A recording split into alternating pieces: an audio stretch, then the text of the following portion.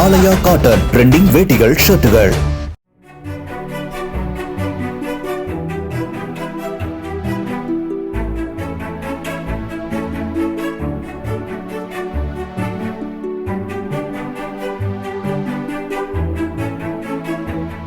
சென்னை கோயம்பேட்டில் உள்ள தேமுதிக தலைமை அலுவலகத்தில் 4வது நாளாக தேர்தல் விருப்ப மனு விநியோகிக்கப்பட்ட நிலையில் மனுக்களை வாங்க தொண்டர்கள் நிர்வாகிகள் யாரும் வராததால் அக்கட்சி அலுவலகம் வெறிச்சோடி காணப்பட்டது.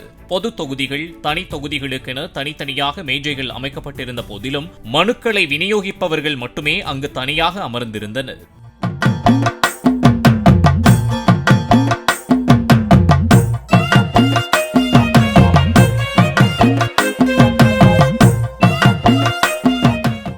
இரண்டாயிரத்து 26 சட்டமன்ற தேர்தல் நெருங்கும் நிலையில் இதுவரை கூட்டணியை இறுதி செய்யாத பிரேமலதா திமுக, அதிமுக ஆகிய இரு கட்சிகளுடன் பேச்சுவார்த்தை நடத்தி வருவதாக கூறப்படுகிறது. இரு கட்சிகளில் எந்த கட்சியுடன் கூட்டணி அமைந்தாலும் 10ற்கும் குறைவான தொகுதிகளையே தேமுதிகவிற்கு ஒதுக்கக்கூடும் என்பதால் நிர்வாகிகள் தொண்டர்கள் விருப்ப மனுக்களை வாங்க ஆர்வம் காட்டவில்லை என சொல்லப்படுகிறது. அதே சமயம் இன்று அஷ்டமி என்பதால் யாரும் விருப்ப மனு வாங்க வரவில்லை என்றும் தேமுதிக தரப்பில் விளக்கம் அளிக்கப்பட்டுள்ளது.